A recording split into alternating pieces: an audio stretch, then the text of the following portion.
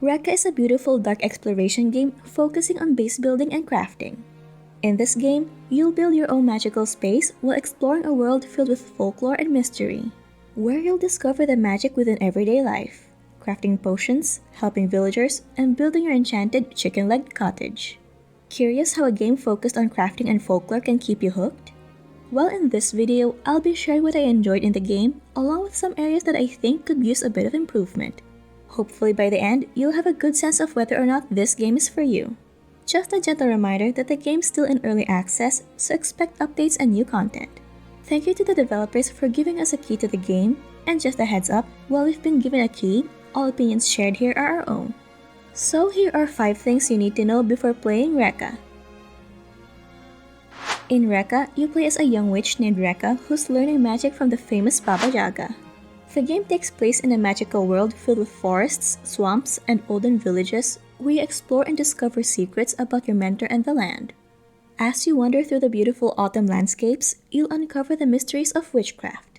The spirits especially are fun to interact with, and they can look a bit mischievous but really are just some free-spirited creatures.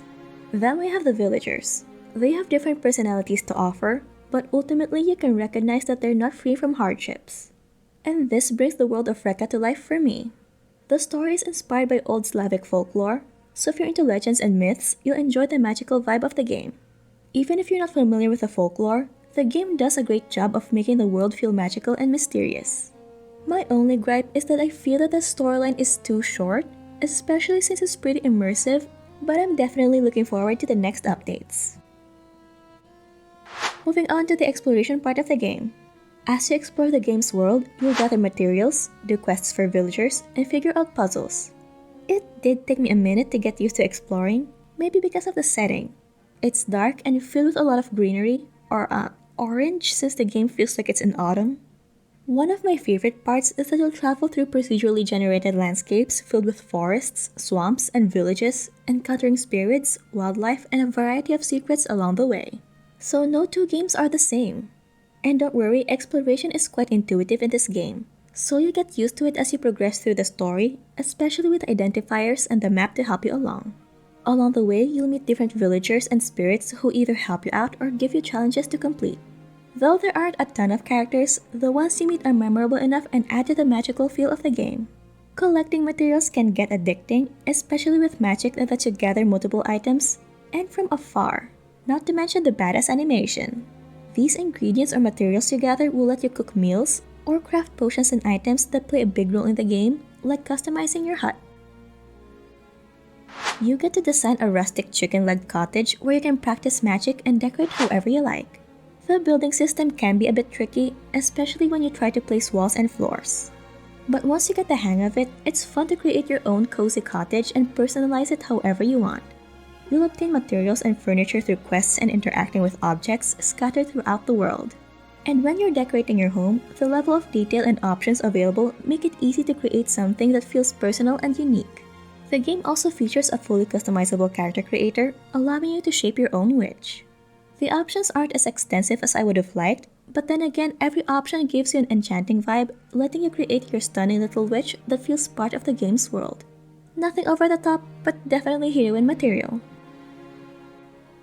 The game's visuals are one of its strongest points. The art style feels like something out of a storybook, with lights and magical details everywhere. The forests, swamps, and villages start out a bit creepy, but as you get used to it, it becomes relatively charming and cozy. Regardless of my taste though, the visuals of the game definitely pulls you into the world. Even the spirits and animals are designed to feel whimsical and magical, adding to the game's overall vibe. My favorite part is how seamless the animation is. From collecting materials to carrying out quests, the game looks really enchanting. The game's music adds to the magical atmosphere and can get eerie at times depending on the time of day and your ongoing quests. Only a select few games can give me such goosebumps as I play through the story. I find that the soundtrack has range, from soft and relaxing to something magical and out of this world, making you feel like you're wandering through a mystical fairytale world. And whether you're gathering ingredients in the woods or decorating your home, the background music helps make everything feel more peaceful and cozy. What makes REKA stand out is how it combines exploration, building, and crafting with a focus on magic and folklore. Instead of battling enemies, The game lets you take your time exploring and creating your own little witchy haven. The connection to Slavic folklore adds depth, making it feel like you're really part of an old mystical world. The chicken-legged house that you get to build and customize is something you don't see in many other games, and that gives REKA a unique twist compared to other crafting games. If you love games where you can explore, craft, and build at your own pace, REKA is definitely worth checking out. It's perfect for players who enjoy magical worlds and creating cozy spaces. While the game is still in early access, there's already a lot to do, especially if you enjoy customizing your home. If you're into witchy vibes and love stories about magic, you'll likely have fun with this game. Comment a purple heart if you reached this part of the video. I really enjoy open games where there are multiple ways to play. And if you haven't seen it already, I list down my top games of 2023 where I share my gameplay experience with a focus on the unique gameplay mechanics and memorable narratives.